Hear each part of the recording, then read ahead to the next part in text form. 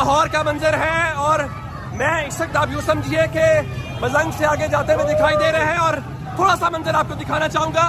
यहाँ पे तहरीक इंसाफ के जो लोग हैं वो बाकायदा झंडों के साथ और वो आपको दिखाई दे रहे हैं। गिरफ्तारियां हो जाएंगी, कोई मसला नहीं। हम इमरान खान की फाइनल कॉल पे पाए हैं, हमें जान भी देनी पड़ी तो हम जान भी देंगे। पीछे भी लोग हैं तहरीक इंसाफ के,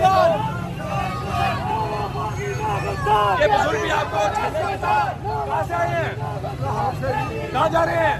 इस्लामाबाद। हर सूरत जाएंगे, हर जगह इस्लामाबाद बनाना है।